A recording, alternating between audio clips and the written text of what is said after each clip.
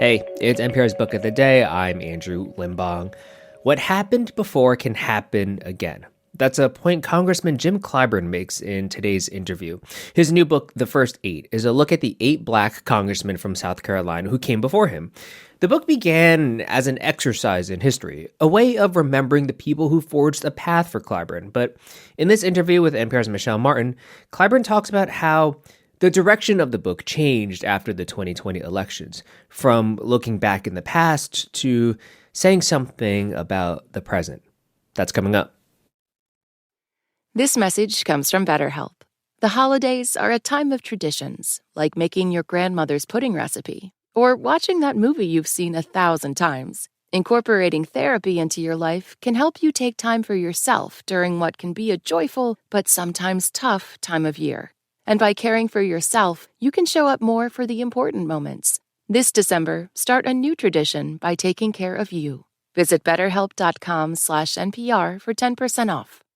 This message comes from Kachava. Indulge in holiday cravings with the nutrition you need from Kachava's all-in-one whole body shake. It packs 25 grams of protein, 6 grams of fiber, grains, and more. High-quality ingredients with no fillers or nonsense. Try the newest flavor, limited edition chocolate mint. Go to Kachava.com and use code NPR for 15% off. That's Kachava, Kachava.com,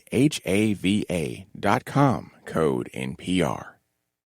After 3 decades in office, you might think you know everything there is to know about one of the Democratic Party's most influential lawmakers, Congressman Jim Clyburn of South Carolina.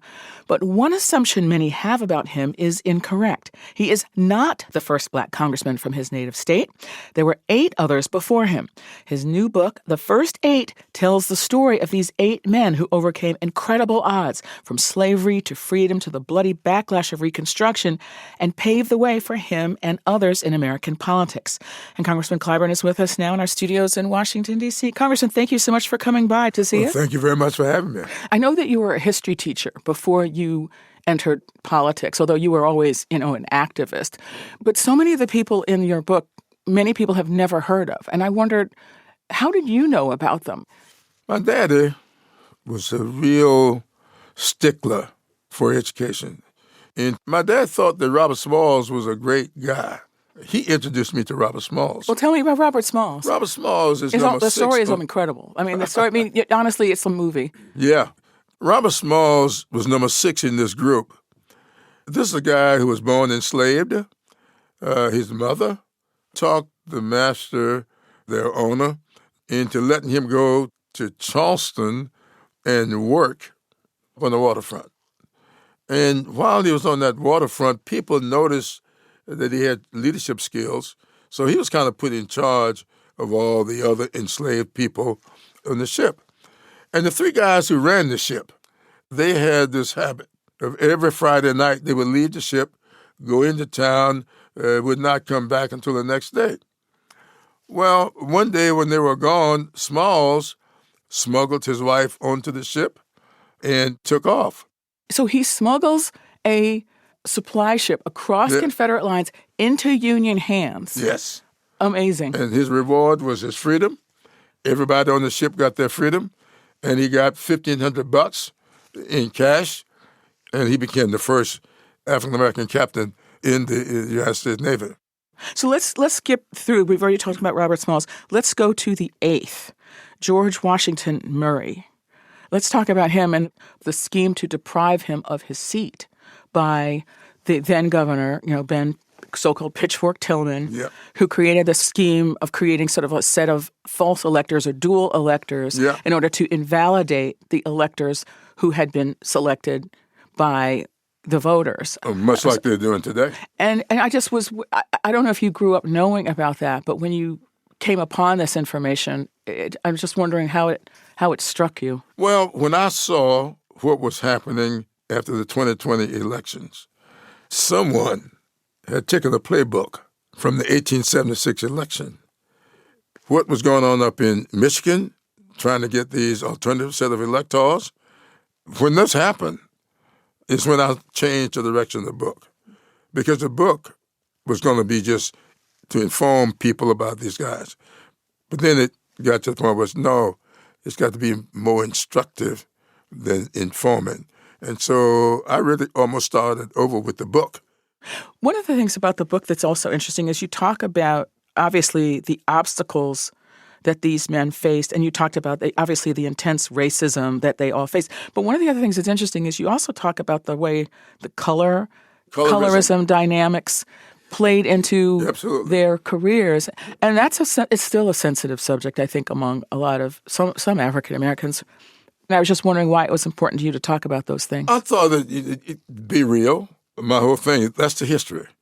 When I ran in 1992, it was an issue in my campaign. When I got to Charleston, I was told that I was a come here and not a been here, which is very important back then. A come here, not a been here. Yeah, well, which means you just showed up. You just showed up. A come here, not a been here. Yeah, okay. And you were treated differently as a result of that. But the fact of the matter is, you need to work through all of that, and you aren't going to work through it by avoiding it. All right. Have you made a decision about whether you're going to run for re-election? I mean, not really. Yeah. Nancy Pelosi's only a few months older than you, and she's made the decision that she's not going to run again because, the argument that some are making is that it's time for kind of a generational turnover. What are your thoughts about that? Well, my family and I started meeting what we call our family summit every year. We started back in 1972. You've mentioned that to me before, that you have basically an accountability circle in your family where it is their responsibility to reflect on whether you're still capable of doing the job in the manner that you would all wish. And we will have that meeting on the 20th of December. We'll stay together until New Year's Day. And during that time is when we're going to make a decision. One way or the other. Yeah, I feel great. I can play 36 holes of golf in one day. And I can tell you, no of the voters down there are asking me to leave. In fact, just the opposite. They want the benefit of that experience. So, again, before we let you go, when you look at the history of these 8 men that you profiled, what do you draw from it? I draw from that simply that anything that's happened before can happen again. And so you cannot allow this president with this majority in the Congress to cause you to react to their foolishness, because that's what happened before, and it will happen again if you aren't careful. And we saw some of it in the last election, when you got a big increase in the African-American male vote especially.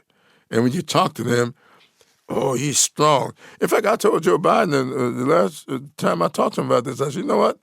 I used to say there's no substitute for substance, but I don't say that anymore because people seem to be more attracted by style these days than substance.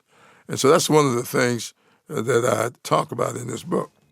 That is Congressman Jim Clyburn. His latest book is The First 8, a personal history of the pioneering Black congressman who shaped a nation. Jim Clyburn, the 9th, Congressman Clyburn, the 9th, thank you so much for speaking with us. Thank you very much for having me. Lift every voice and sing, tell her that heaven ring. Hey, Andrew here, the host of NPR's Book of the Day podcast. And yeah, I love new books, but there's just something about rereading an old favorite. On our new limited series, Books We've Loved, we're revisiting some classics, from Pride and Prejudice to Dune to everything in between, and talking about why they're worth reading today. Listen to NPR's Books We've Loved right on this podcast feed every Saturday on the NPR app or wherever you get your podcasts. This message comes from Charles Schwab. When it comes to managing your wealth, Schwab gives you more choices, like full-service wealth management and advice when you need it. You can also invest on your own and trade on Thinkorswim. Visit schwab.com to learn more. This message comes from Mint Mobile. Starting at $15 a month, make the switch at mintmobile.com/switch. $45 upfront payment for 3 months. 5 gigabyte plan equivalent to $15 a month. Taxes and fees extra. First 3 months only. See terms. This message comes from KeyBank. Every successful business evolves, and to keep up, you need a banking relationship that evolves too. When you collaborate with KeyBank, you don't get one-size-fits-all solutions. Their expansive team of experts across industry verticals is always ready with bespoke solutions for your biggest challenges and opportunities. They know all businesses are different, and that's why they approach business differently. Reimagine business as usual. KeyBank opens doors. Learn more at key.com/B2B.